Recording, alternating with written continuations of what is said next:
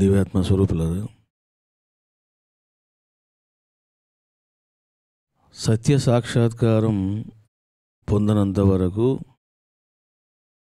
సిద్ధత్వాన్ని సాధించనంత వరకు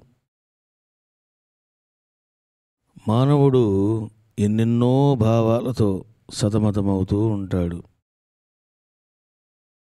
ఆధ్యాత్మిక రంగంలో కూడా నేను దైవాన్ని దర్శించాలి అని అనుకున్నటువంటి మానవుడు కూడా కొన్ని భావాలను చేయడము, భ్రాంతిలో జీవించడము తప్పదు. సృష్టి అనివార్య సిద్ధాంతము అన్నది నిగూఢమైనటువంటి విషయం. జీవుడు, ఈశ్వరుడు, దేవుడు.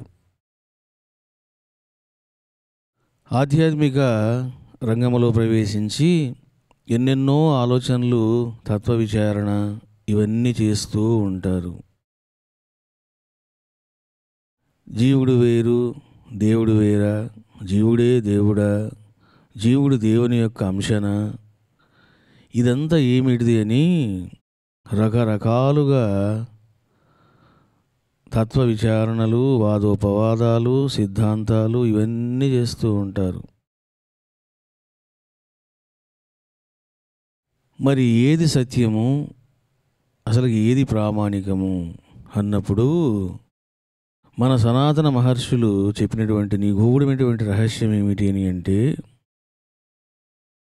జీవరూప, జీవభావ, జీవ శబ్ద త్రయం నహి.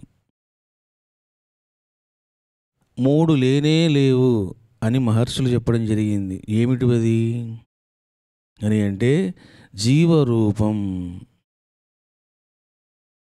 రెండవది జీవభావం, మూడవది జీవశబ్దం. ఈ మూడు లేనే లేవు.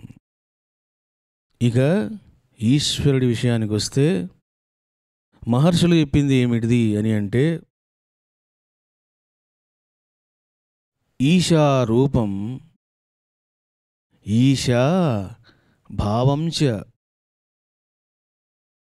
ఈశా శబ్దం కల్పితం. ఇది జీవుడికి, ఈశ్వరుడికి సంబంధించినటువంటి విషయాలలో మహర్షులు చెప్పినటువంటి విషయం. అంటే జీవుడు లేడు, ఈశ్వరుడు లేడు, మరి ఉన్నది ఏముంది అని అంటే బ్రహ్మం మాత్రమే ఉన్నది, పరమేశ్వరుడు మాత్రమే ఉన్నాడు అన్నది మహర్షుల యొక్క ఆంతర్యం. మరి మానవుడి యొక్క ఎక్స్పీరియన్స్ ఏమిటి అని అంటే, జీవుడున్నాడు, ఈశ్వరుడున్నాడు, దేవుడున్నాడు, మాయ కూడా ఉన్నది, అన్నీ ఉన్నాయి. వీటికి సంబంధించినటువంటి విషయాలలో పార్వతీదేవి పరమేశ్వరుడిని ప్రశ్నించడం జరిగింది. దాన్ని ఏమంటారంటే దేవీ కాలోత్తరం అని అంటారు.